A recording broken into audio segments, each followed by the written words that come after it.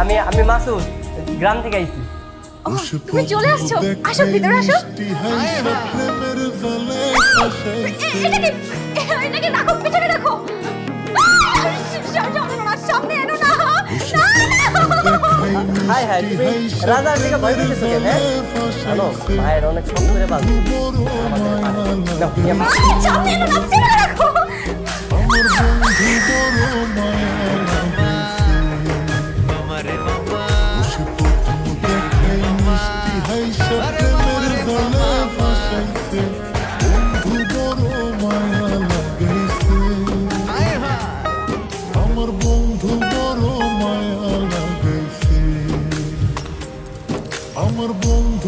আমি ধরে ফেলেছি, তুমি শুধু শুধু ভয় পাইতেছিলা।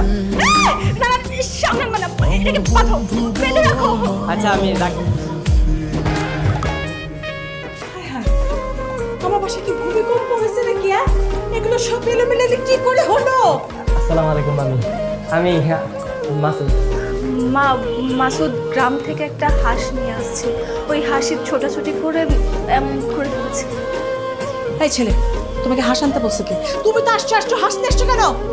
আমি না আসলে বুঝতে পারিনি হাঁস এরকম করবো। আমি সব পরিষ্কার করে দিতেছি, সমস্যা নেই। মা দেখো, হাঁসটা কিন্তু অনেক কিউট, তাই না? সবকিছু নোংরা করে দিছে। হাঁসটা কিউট। মামি থাক থাক, পরে আর বইকেন না, আমি সব পরিষ্কার করে দিতেছি, দেখেন কোনো ময়লা থাকবে। তুমি নাচতে নাচতে শুরু করে দিছো, হ্যাঁ?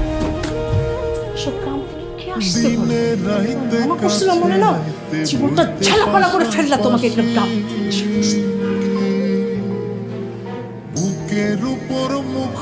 মানে তুমি আসলে মার কথায় কিছু মনে করো না। মা একটু এরকমই, তুমি এসব কিছু মনে করো না। হ্যাঁ তুমি বসো। না না, আমি আগে এগুলো পরিষ্কার করি, তারপর বউ। তুমি পরিষ্কার করবে না? মানে আসলে আমাদের বাসায় এখন কাজের মানুষ নেই, নয়তো আমি ওদেরকেই বলতাম পরিষ্কার করতে। না না, অন্যার কারো দরকার নেই তো, আমি একাই পারবো। গ্রামে যত কাম আছে সব তো আমি একাই করি। বাবা তো অফিসে গিয়েছে, তুমি বসো, আমি তোমার জন্য যে রুমে থাকবো ওই রুমটা আমি যাবো। আচ্ছা ঠিক আছে। আচ্ছা শোনো, এটা হচ্ছে তোমার রুম, ঠিক আছে? তুমি এখানেই থাকবে। আচ্ছা তুমি ভূতকে ভয় পাও?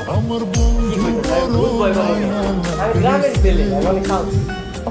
আচ্ছা, আমাদের এই বাসায় কিন্তু ভূত রয়েছে। মানে যখন অনেক গভীর রাত হয়ে যায় তখন বাইরে বাচ্চাদের কান্না শব্দ পাওয়া যায়। খবরদার, তুমি কিন্তু কোনো শব্দ পেয়ে দরজা খুলবে না। কি কইতাছ? সত্যি সত্যি ভূত আছে নাকি?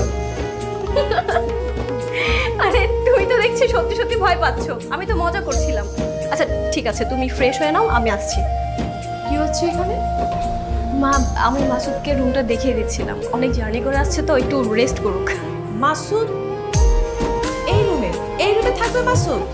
হ্যাঁ, তা না হলে কোন রুমে থাকবে? মানে মাসুদ যদি এই রুমে থাকে তাহলে বাইরে থেকে যখন গেস্ট আসবে তাদের আমি কোথায় থাকতে দেব? তাহলে কোথায় থাকবে? এটা ছাড়া তো কোনো রুম নেই।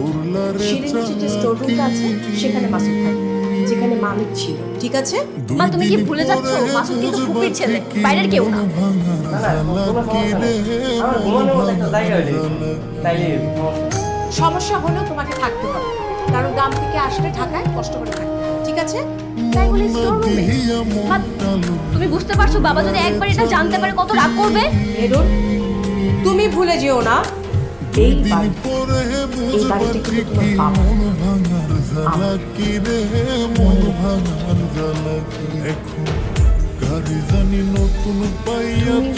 মার কথায় কিছু মানে একটু এরকম উল্টাপাল্টা কথা বলে। তুমি রেস্ট করো, কোনো সমস্যা নেই। না না, তুমি একটা কাজ করো, আমার যে স্টোর রুমের যে রুমটা আছে না, ওটা আমার একটু দেখে দাও। তুমি এখানে থাকবে? তুমি আমার একটু ওটা দেখে দাও, আমি একটু ঘুমাই, আমি অনেক ক্লান্ত তো, শরীরটা খুব খারাপ লাগতেছে। ঠিক আছে, চলো।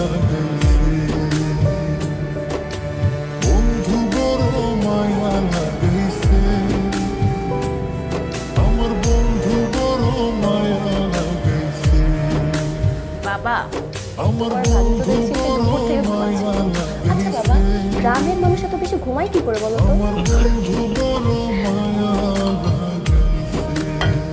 আসসালামু আলাইকুম। ওয়ালাইকুম আসসালাম। কি ঘুম ভাঙলো? বসো বসো। এই ওকে দে। ওকে দেব?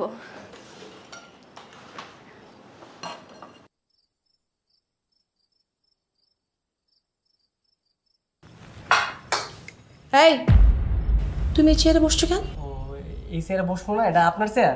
আচ্ছা, আমি ওই চেয়ারে বসতেছি। তুমি কোনো চেয়ারে বসবা না, তুমি ডাইনিং টেবিলে বসছো কেন?